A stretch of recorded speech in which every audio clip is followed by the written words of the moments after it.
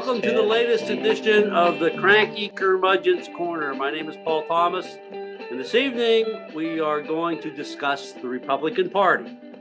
Joining me on our discussion panel are Pat Chesbrough, Merrick Moses, and Daniel Thomas.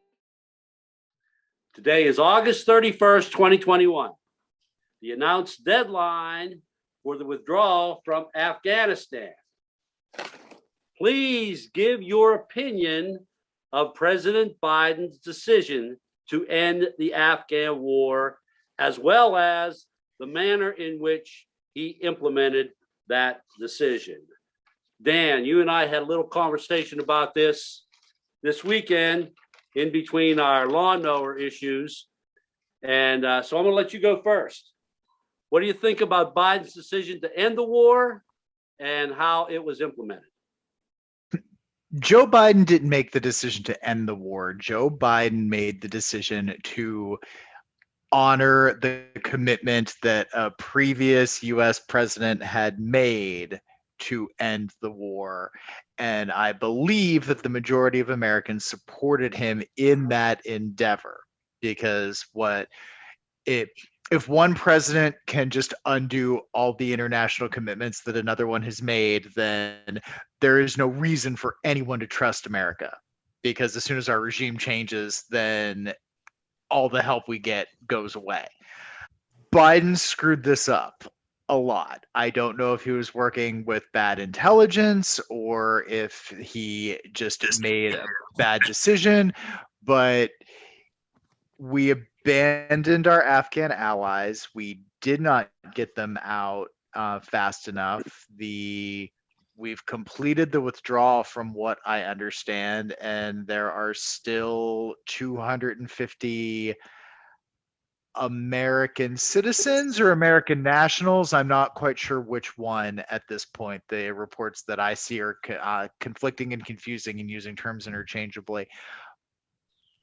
But we should have been evacuating people as soon as Trump made that declaration. Anybody who wants to go, you get your special immigrant visa. And the Trump administration's general hatred of immigrants, followed by COVID slowing everything down, made that harder, and Biden didn't step it up when he took power and honored that commitment to get U.S. forces out. Yes, the Taliban, or the ISIS-K, the new ISIS, apparently there were two the whole time. Who knew? Yes, they attacked us civilians, they attacked our military, they killed hundreds of people, including 12 U.S. servicemen, and that's terrible. I'm not sure what anybody thought was going to be different about this. It's like when England left the EU. They had to figure out what to do with the Northern Ireland, mainland Ireland border, because people are going to bomb it. We know that there are certain things that are just going to happen that are bad, and this was one of them. So I'm really not sure how anybody expected anything different regarding the terrorism, but I am 100% sure that the end result for Afghanistan was always going to be bad, and we have let down the Afghans on a pretty significant level. Okay, Pat, we let down the Afghans, as Dan says? You have to go back 20 years. We never should have gone. I think what we have done is taken away from them the opportunity they may have had to fight the Taliban on their own, with their own way of doing business, which is, of course, tribal. And I think, I don't know. I think it's unfortunate, very bad what's happened. I'm not saying bad. I think getting 120,000 people out in 17 days is pretty phenomenal. So that part, I think our whole visa program, as implemented for a long time, but especially through Trump, keeping people from being able to get out easily, that's the other part. I was reminded when I saw the photos of Saigon, when we left there to get to where they were going. I think Biden is taking responsibility for making the decision. I think that is the way a president should behave. You know, things didn't go the way we wanted. We should have learned in 20 years how the Afghan people would respond to this. Remember when Trump worked on this deal, he did it with the Taliban, not the government of Afghanistan. So they didn't even have a chance to weigh in on it. So, I mean, it's a, you know, I could use words that I shouldn't use, but it's a bad situation. It's going to be a bad situation for the Afghani people until they can figure this out. But I think the Taliban now have inherited trying to govern, which is different from taking over. And I think it's going to be interesting to see how they actually govern, because I think they may screw that up. Moses, how do you think the Taliban are going to govern? And how do you think this layout was actually managed? What I will say is that I think that Biden did the right thing by ending this 20-year fiasco. I learned today that out of 245 years of this Democratic Republic, we have been, in terms of years in war, 222 years. America is feeding off of these things. And the reason why some people don't want this war to end is because that means they're not going to get their paychecks, right? That being said, he did the right thing. I would agree with Dan that they should have been airlifting people out from last year when they knew that Trump was going to pull out. Also, too, I don't know if other folks know this, but Trump let a whole bunch of Taliban fighters go. And then as of late, he praised the Taliban. So we know where that is. That being said, Afghanistan is known as the grave of the Western powers.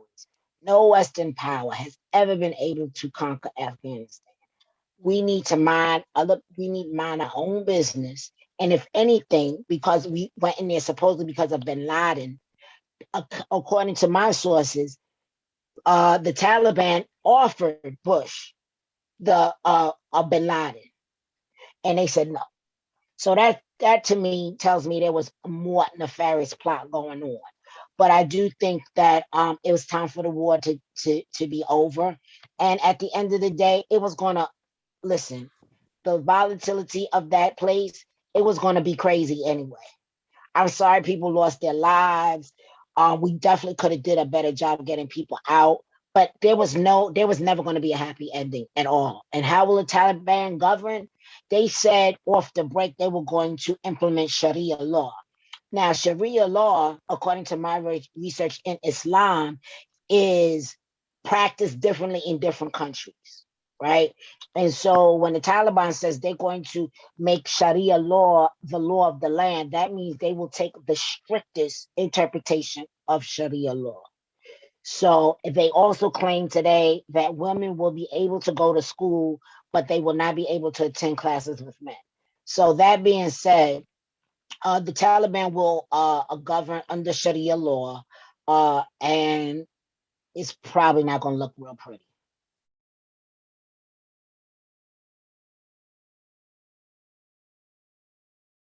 I've been making this historical comparison since the Bush-Cheney administration used the lie of weapons of mass destruction to justify the invasion and occupation of Iraq. Following the Nazi playbook of 1939, lying about Poland attacking Germany in order to justify the invasion that started World War II. But I have never observed two historical figures so similar in attitude, behavior, sheer lust for power, and the need for adoration than what I see in Hitler and Trump. Hitler didn't load 6 million Jews onto the train cars by himself. The Trump voter base is one thing. Then there is the official institutional designation we know as the Republican Party, whose enabling of Trump's criminality is clearly documented. I think we're going to see more documentation with this January 6th select committee. Is it fair to compare the way the Nazis blindly followed Hitler to the destruction of Germany to the Republicans loyally following Trump's lead to the destruction of our democratic republic. Am I being unfair about the way I make this comparison? Pat, let's start with you on that question.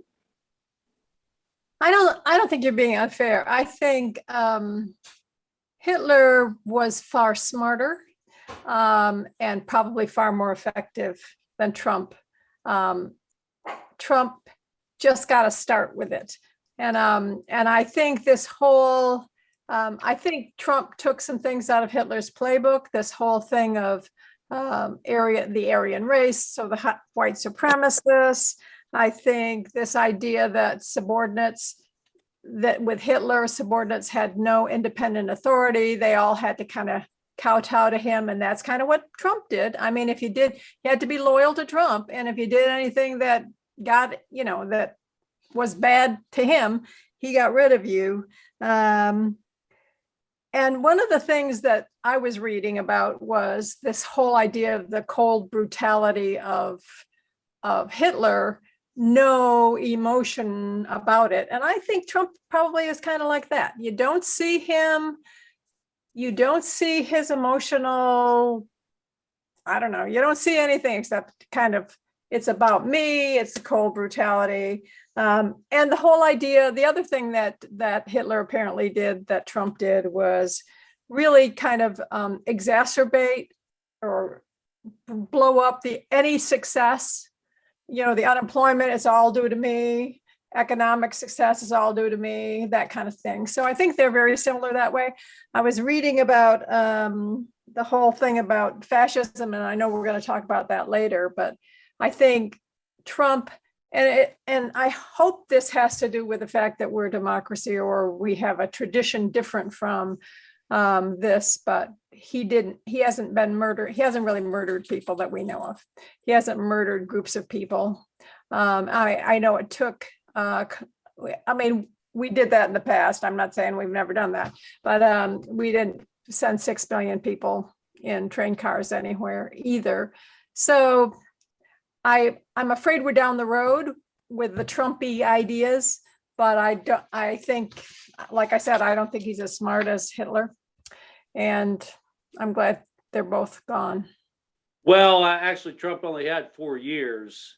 Hitler had 12 for the time he was in charge. Okay, Merrick, am I being unfair comparing Trump to Hitler?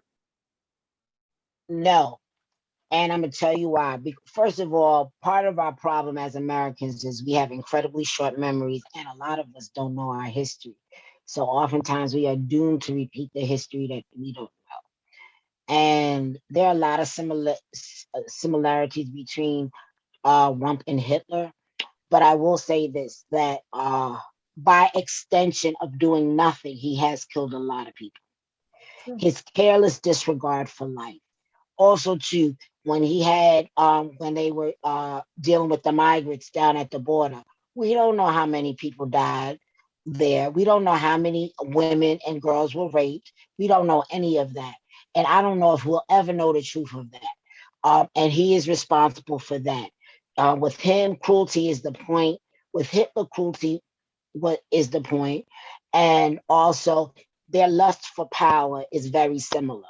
The difference, as someone just said, is that Hitler was definitely smarter than Trump, totally smarter than Trump.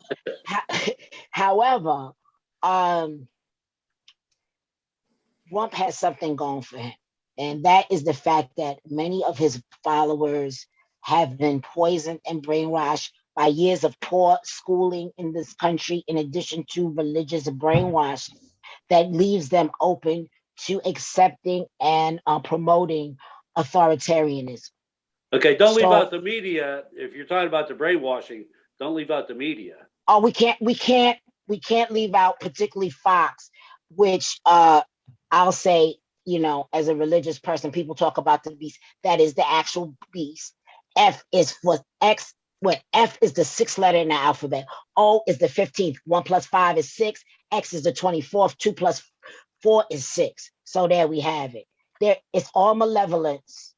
And if we are not careful and start treating particularly these domestic terrorists who are inspired by Trump as the terrorists we are, January 6th will look like playtime. Dan, I asked the question about comparing Trump and Hitler, but really I was getting down to the Nazis under Hitler being so much like the Republicans under Trump. How do you view that dynamic or phenomenon? Well, everyone that I hate is Hitler. So let's start there. That's our level of national discourse. But in this case, I think that it's particularly easy to draw the parallels. They both get things done by by manufacturing crises. Things that are not actually issues become super important. Where I think the biggest difference lies is the Republicans have decided, instead of having a governing philosophy, to have angry senility be their guiding principle. And the Nazis had a somewhat different idea and were therefore more competent, because while they were evil and crazy, they weren't senile. And the Republicans have decided to just I don't know. The war on Christmas is very, very near and dear to them. So Hillary Clinton eats babies. I don't necessarily understand. I don't follow their track, but I can see that they're trying to create things. And Trump would say things out loud like, let's suspend the elections until they're safe. But, nobody wear a mask, nobody get vaccinated, and everybody go back to work. Like, he was trying, he just wasn't smart enough to do it.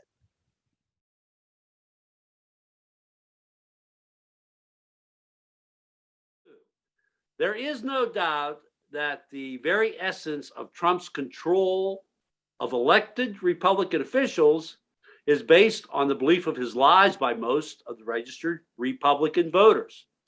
The fear of elected Republicans is that any perception that a politician stands against any of Trump's destructive bullshit will result in his losing the next Republican primary to a fanatic, loyal Trump challenger like Marjorie Taylor Greene.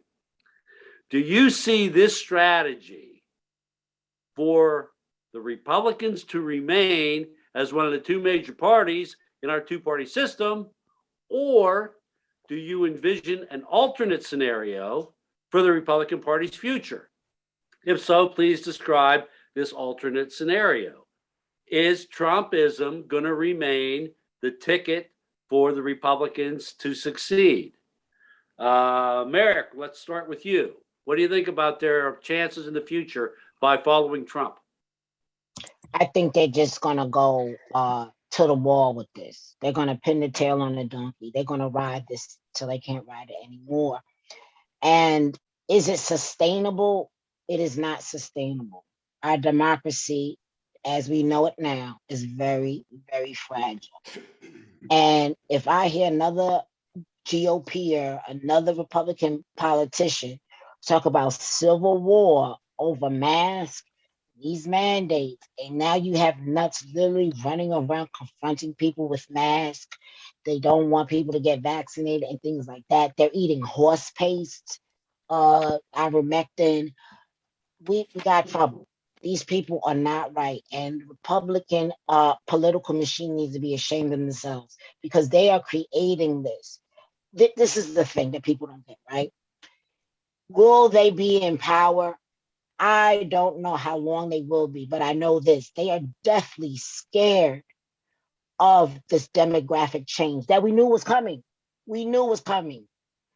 And they see the only way they can maintain control and power is by subverting the right to vote and oppressing various people around their not just religion, but gender identity, sexual orientation, and race. So I think that there might be a branch of like quote unquote traditional Republicans that kind of break off and start their own party. AKA the Lincoln Project. You know, they're really active on the anti-Trump bus, but they're still Republicans. And I see the rise of a totally fascist party. I mean, it's inevitable. And if it's not Trump, and it might not be Trump, it could be DeSantis or it could be some other clown that comes out of the shadows. But we need to keep our eye on these people because they are a danger to the republic. Dan, a totally fascist party, as Merrick alludes. I think that we're already there, and the reason that I think that we're already there is because of the behavior of the Republican senators. So House members are supposed to be crazy. That's built right in, and that's on both sides because you get them in and out every 2 years. But the Senate has longer terms, so they're supposed to be, in the words of the founding fathers, a cooling saucer, because apparently the founding fathers licked their coffee out of a saucer like a cat does. Senators have 6-year terms, and Americans have short memories. It's very easy for the Senate to not be crazy. But you have so few Republican senators who have not capitulated to this ridiculousness. I mean, Lisa Murkowski still wants to set the Arctic Circle on fire. She is a Republican, but she does have some kind of sense of big picture and decorum. Ted Cruz chose to give that up. So Cruz capitulating to the guy who said his dad assassinated JFK and then called his wife ugly, that tells me that they're in charge. The Murkowskis, the Romneys, there is no the Liz Cheney, like daughter of noted war criminal Dick Cheney, got kicked out of her leadership position. That's the kind of shit you expect to go down in the House of Representatives because they're intended to be the high passion, very ideological, whatever. But the Senate is supposed to be the more moderate branch, and that's not what's happening. And they're at 100% absent a governing philosophy. They don't want to put forth new ideas. They don't want to put forth proposed laws that actually address the serious crises. And they're not interested in any kind of real systemic change. They just want to go back to the mythological good old days of, I guess, the 50s, when my understanding is things went well for straight white men. Nobody else mattered because they weren't people then. So I don't think that the Republicans are really going to offer anything but that sort of level of white male grievance anymore. I agree with Merrick that the Republic is too fragile to withstand it, but I thought the Republican Party was imploding with the Tea Party, and that's been going on for quite some time now, so I don't see them going away. It's a race between, does the Republic fall or does the Republican Party split?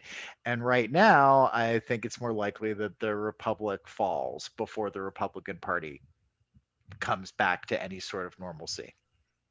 Pat, Dan just laid out a very dire circumstance. The Republic falls before the Republican Party does. So what's your take on that comment? Well, I think if we can't stop them, if we can't stop this voter suppression, this whole gerrymandering thing, you talked about Murkowski, and of course, she has a primary contender this year who is very pro-Trump, who again came from outside of Alaska to, carpetbagger thing. The thing that might get in their way is, in Alaska right now, is we're going to have an open primary and there's going to be ranked choice voting for the general. So we're hoping, as a Democrat, I'm hoping they kick each other out, because I was just at the state fair in Palmer yesterday and everybody has these Kelly Chewbacca, Kelly, whatever her last name is running against Lisa Murkowski, and all these people have these Kelly stickers on. So it's an interesting thing. I think I think we have to figure out how to stop them. And I was just, we were talking about the playbook later on, the Democratic playbook. We have to figure out how to get to people. And I agree about the fact that we have a bunch of people that don't think anymore. They just take the lies that we are fed, and that is partly the fault of our education system. But I'm really worried about the massive number of homeschools we have where people are teaching their kids at home. My daughter works with families, and she has a family that has a number of children, like 7 or 8 children, and they're homeschooling, and neither parent is literate. They're both illiterate. So just, putting those kinds of things into perspective, it's pretty scary. And I don't know why everybody's drunk the Kool-Aid, and I think people are legitimately afraid of him. I was just looking at, I was just looking at the Republican Party platform from 2020. And of course, they just used the 2016 platform. They didn't change it at all. And about a third of the resolves at the beginning have to do with I'm against the media because they don't support Trump. I support the Trump administration. They're all, this is the 2020 platform, and it's talks about the former president doing bad stuff, and the former president right now is Trump. So I think they're lost. I hope we do have some people emerge as leaders. I don't think it's going to be Lisa Murkowski, but